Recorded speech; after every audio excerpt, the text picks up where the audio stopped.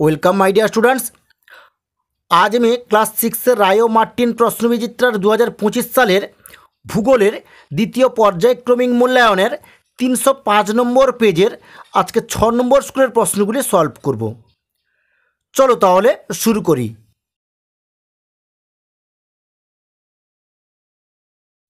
305 নম্বর পেজের 6 নম্বর স্কুলের একের দিকে কি আছে, বহু বিকল্প ভিত্তিক প্রশ্নের সঠিক উত্তরটি নির্বাচন করো। একের দিকে কি আছে, পৃথিবীর সবচেয়ে বাইরের আবরণ গঠন করে, এর অপশানটি সঠিক হবে শিলামণ্ডল। একের দুয়ের দিকে কি আছে, আফ্রিকার প্রধান পর্বত শ্রেণী, এখানে সির উত্তরটি সঠিক হবে আটলাস। একের তিনের দাগে বেতার তরঙ্গ প্রতিফলিত হয়, উত্তরটা হবে বি থার্মোস্ফিয়ার।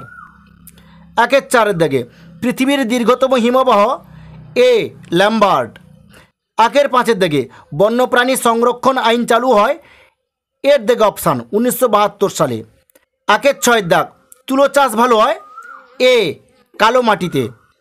দুয়ের দিকে কেছে শূন্যস্থান পূরণ করো। দুয়ের একের দিকে কেছে পৃথিবীর ক্ষুদ্রতম মহাদেশ ড্যাশ, এর উত্তরটা হবে ওশিয়ানিয়া। দুয়ের দাগে বায়ুর গতি মাপা হয় ড্যাশ যন্ত্রে, এর উত্তরটা হবে অ্যানিমোমিটার যন্ত্রে। দুয়ের তিনের দাগ ভারতের সৃষ্ট একটি ধূলিঝড়ের উদাহরণ হলো, এর উত্তরটা হবে আঁধি। দুয়ের চারের দাগ আন্টার্কটিকায় ভারতের প্রথম গবেষণা কেন্দ্র হলো ড্যাশ, উত্তরটা হবে দক্ষিণ গঙ্গোত্রী। দুয়ের পাঁচের দাগ ড্যাশ হলো আন্টার্কটিকার সর্বোচ্চ শৃঙ্গ, এর উত্তরটা হবে ভিনসন ম্যাসিভ। একের ছয়ের দাগে গুজরাটের গির অরণ্যে ড্যাশ বিখ্যাত, এর উত্তরটা হবে সিংহ বিখ্যাত। এরপরে দেখো তিনের দাগে বাম দিকের সঙ্গে ডান দিক মিলিয়ে লেখো। বাম দিকে একে দেখেছে বায়ুর চাপ, এটা হবে E14 ব্যারোমিটার। তিনের দুয়ের দাগ ম্যালেরিয়া, এটা হবে ডি সিঙ্কোনা। তিনের দাগ বার্ডমোর, এটা হবে এ হিমবাহ। তিনের চারের দাগ শীতলতম স্থান, এটা হবে এফ ভস্টক।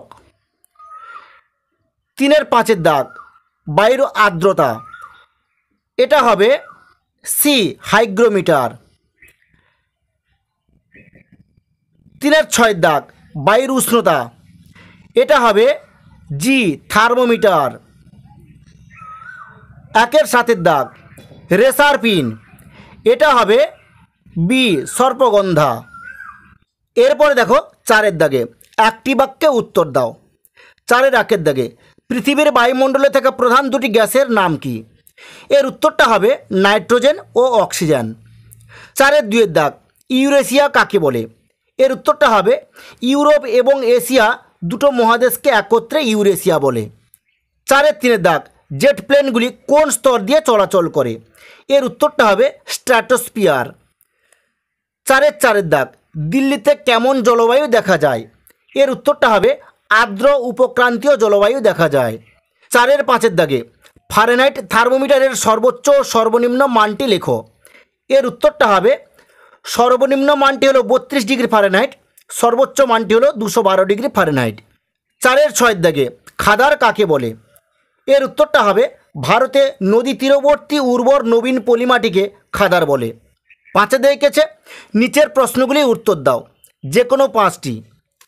পাঁচের একের দেখেছে নীল গ্রহ কাকে বলে এবং কেন বলা হয়, এর উত্তরটা হবে পৃথিবীর 4 ভাগের 3 ভাগই জল, তাই মহাকাশ থেকে পৃথিবীকে ঝলমলে নীল গোলকের মতো দেখায়। সৌরজগতের আর কোনো গ্রহে এত বিশাল পরিমাণ জল পাওয়া যায় না, তাই পৃথিবীকে নীল গ্রহ বলা হয়। পাঁচের দুয়ের দাগে পার্থিব বিকিরণ বলিতে কী বোঝো, এর উত্তরটা হবে আগত সৌর বিকিরণকে 100% ধরলে তার মাত্র 51% ভূপৃষ্ঠকে উত্তপ্ত করে, বাকি 49%-এর মধ্যে 35% মহাশূন্যে ফিরে যায়। বাকি 14% বায়ুমণ্ডলের বিভিন্ন গ্যাস, জলীয় বাষ্প, ধূলিকণা দ্বারা শোষিত হয়। যে 51% তাপ পৃথিবী পৃষ্ঠে এসে পৌঁছায় তার পুরোটাই বিকিরিত হয়ে মহাশূন্যে ফিরে যায়, একে পার্থিব বিকিরণ বলে। পাঁচের তিনের দাগে মৌসুমি বায়ুর দুটি বৈশিষ্ট্য লেখো। এর উত্তরটা হবে মৌসুমি বায়ুর খামখেয়ালিপনার জন্য কোথাও বন্যা আবার কোথাও খরা হয়। অক্টোবর মাসে তামিলনাড়ু রাজ্যের করমণ্ডল উপকূলে বছরে দুবার বৃষ্টিপাত হয়। ভারতের কৃষিকাজ আর অর্থনীতি অনেকটাই মৌসুমি বায়ুর উপর নির্ভরশীল। 5-4 দাগ, মাটি সংরক্ষণের দুটি উপায় লেখো। এর উত্তরটা হবে মাটি সংরক্ষণের দুটি উপায় হলো পশুচারণ নিয়ন্ত্রিত মাত্রায় করা উচিত, মাটির বেশি গভীরে খনিজ সম্পদ আরোহণ বন্ধ করা উচিত।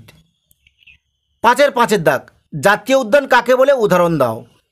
এর উত্তরটা হবে যেখানে বন্যপ্রাণীর সাথে সাথে স্বাভাবিক উদ্ভিদ ও প্রাকৃতিক সৌন্দর্য রক্ষার দিকেও নজর দেওয়া হয় তাকে জাতীয় উদ্যান বলে, যেমন কাজিরাঙ্গা জাতীয় উদ্যান। 5-6 দাগ, আবহাওয়া ও জলবায়ুর দুটি পার্থক্য লেখো। আমি যে উত্তর দেখিয়ে দিলাম এটা তোমরা তুলে নাও। 6 দেখেছে নিচের যে কোনো 3টি প্রশ্নের উত্তর দাও। 6-1 দেখেছে পৃথিবীতে কয়টি তাপমণ্ডল আছে ও কি কি, প্রতিটি তাপমণ্ডলের চিত্রসহ ব্যাখ্যা করো। আমি যে উত্তরে দেখিয়ে দিলাম এটা তোমরা তুলে নাও। 6-2 দেখেছে ভারতের জলবায়ুতে ঋতুগুলির মাস অনুসারে লেখো।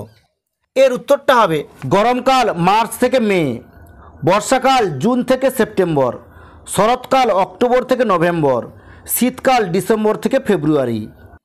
ভারতের বর্ষাকাল সম্পর্কে সংক্ষেপে লেখো। আমি যে উত্তরটি দেখিয়ে দিলাম এটা তোমরা তুলে নাও। 6-3 দাগে, অরণ্য আমাদের বন্ধু এই কথাটির 5টি যুক্তি দেখাও। আমি যে উত্তরটি দেখিয়ে দিলাম এটা তোমরা তুলে নাও। 6-4 দাগ, বায়ুমণ্ডল না থাকলে কি হতো। আমি যে উত্তরটি দেখিয়ে দিলাম এটা তোমরা তুলে নাও। আন্টার্কটিকার দুটি প্রাণী ও দুটি উদ্ভিদের নাম লেখো। এর উত্তরটি হবে আন্টার্কটিকার দুটি প্রাণীর নাম হলো পেঙ্গুইন ও তিমি এবং দুটি উদ্ভিদের নাম হলো মস ও লাইকেন। ঠিক আছে, আজ এই পর্যন্ত। নেক্সট ভিডিওতে আমি 7 নম্বর স্কুলের প্রশ্নগুলো সলভ করব।